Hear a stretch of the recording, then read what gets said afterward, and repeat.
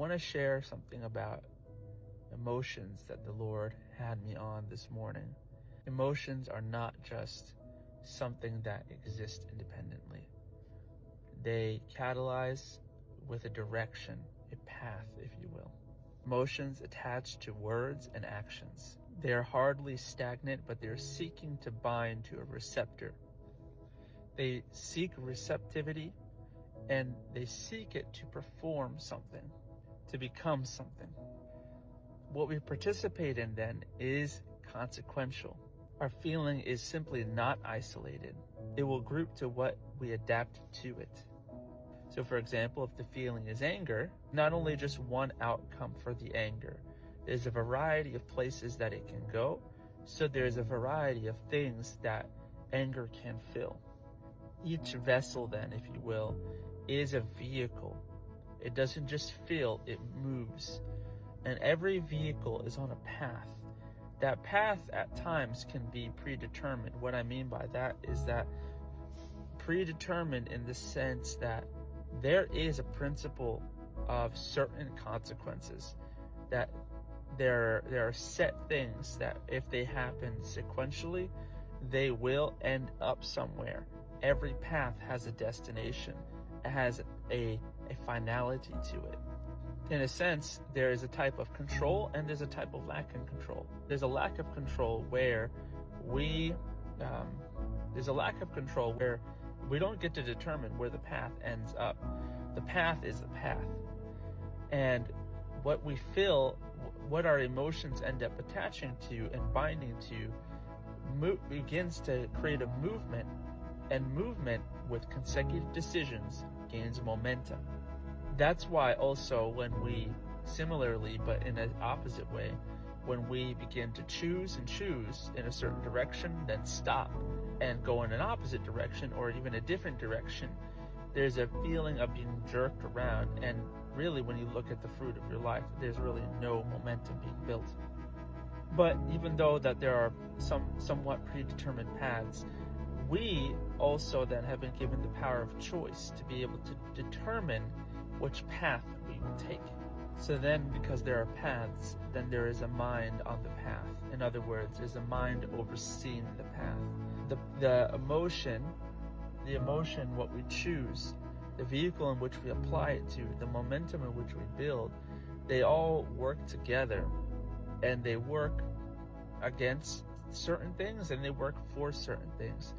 And those things that it works toward, it ends up serving those things. So in that sense, a path represents a mind. And the mind is up to us at which we adhere to. We choose which mind we adhere to. By our choices, we are choosing the image that we will be molded into. Whose mind it is that we conform to is up to us. We will have the ability to choose our expression.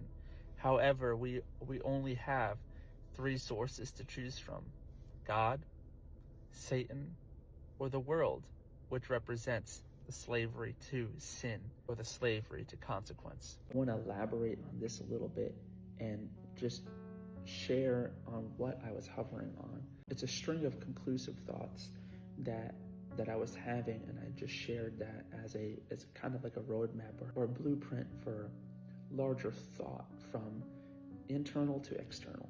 What I'm trying to achieve by saying that any of it is simply this: anytime that we choose to use our emotion to connect it to a set of words or a set of actions, what we're choosing is a pathway. If you envision your emotions as the driver that is looking for a vehicle, and that vehicle can only be applied to certain roadways, this is the concept that I'm trying to achieve. The more detailed explanation is that when we choose to utilize our emotion, attaching it to word or actions, what we're really doing is we're selecting our path in which we're going to take. We may see it on our end as much less as a consequential decision, and we're choosing something that feels appropriate to us in that moment. I want to expand your vision and advise this. it's more than just for you as it's nearer to you. There's a set of consequences to your decisions that lead you somewhere. And I'll revisit that example. So in our anger, right? Anger then is not necessarily a wicked thing, but it can achieve good. It can achieve something neutral. It can achieve something wicked. The same anger, right? It depends on how we choose in that moment. So that vessel then, if you equate it to a vehicle on a road, if the end of that road, or the goal of that road, or the destination of that road then is justice, or if that destination is to feel validated, or if that destination is to prove someone wrong, or if that destination is to gain better understanding, our choices are going to look different for every single road, and our vehicle is going to go down those roads very uniquely apart from other roads. The pace of our vehicle of choice to achieve feeling good for ourselves versus trying to gain understanding, those are two different paces that anger will proceed at to arrive at those respective destinations. Now, I also mentioned sequential consequences. If we choose the pathway of anger that is redirected or fills the vehicle to gain better understanding, those choices for better understanding in our anger will end up pushing us in a momentum that will maybe at first be slow, but eventually will build large steps towards better understanding. Whereas the goal then is no longer anger connected to immediate gut reaction, which might be, even for some of us with the best intentions, may be very volatile. However, then, with the purpose in mind to gain better understanding and steps in place to utilize that anger to gain better understanding, anger then becomes the starting point, and the ending point then is better understanding. So what does that look like in an example? If I feel angry, I can set the standard or the prerequisite.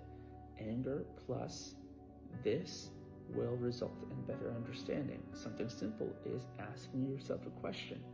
Why am I angry? What is it about this situation that is making me angry?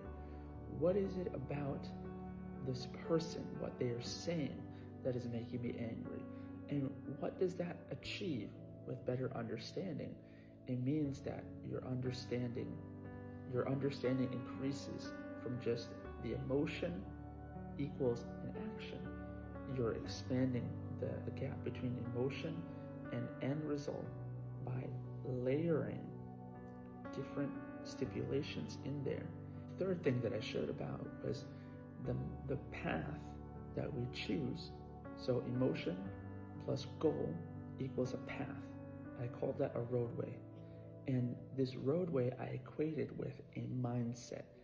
And this mindset being much larger and much more abstract, yes, but larger than what we anticipate. What I mean by that is that we're following a certain mindset that exists in the world that is very intangible, and we're following it as we choose the vehicle that we're going to travel with. We have to gain a perspective by asking ourselves these hard questions, asking ourselves, where are these things leading us to? Whose roadway is this? Is this mine? Is this something that my family dealt with? Is this the roadway of society? Is this the roadway of my culture? These are questions to ask ourselves that help us gain an analysis that projects in our mind where our decisions are leading us. What is the goal that we're being swept into? Where is the momentum carrying us? This path, it exemplifies a mindset that is governing the path that we're on. If we're using our best goal, which is to gain understanding in this example here today, then there's a mindset that's governing best understanding or better understanding. It's good to figure out or to discuss with God, discuss and examine with introspection where this goal is coming from, where this mindset that formed this goal is coming from, and to examine your intentions and your purposes for using your emotion, connecting it to the actions that you're choosing, connecting it to the words that you've chosen, and asking yourself, is what I intend matching up with my destination? Because then you're confronting then a mindset that exists within you, right? I'm going to use a terminology here. I'm going to correlate it with the term stronghold. We find that in scripture. We find a stronghold in our mindset that then and it's not always negative, right? There are good strongholds and there are bad strongholds. And we want to undo the bad strongholds with God and plant in heavenly, godly strongholds. And so our goal then, we want to achieve is the mindset that I have lining up with the destination that I intend. And there begins our matching and misfiring and our retooling and repurposing and realigning with God until we are zeroed in on the mind that will land us where we intend with God. If God says, as he says in James chapter 1, he says, be quick to listen, slow to speak, slow to get angry, for the anger of man does not achieve the righteousness of God. That then there exemplifies a mind on the path of quick to listen, slow to speak, and our mind, which might be the opposite, which is quick to act and slow to listen. And there we find ourselves needing to marry the mindset on our path to the mindset that we have, so that our actions, our reactions, and our choices, our words can bring us in momentum, that we gain momentum to land us where God is. Thank you for your time. Take care. Please like, comment, and repost. Bye-bye.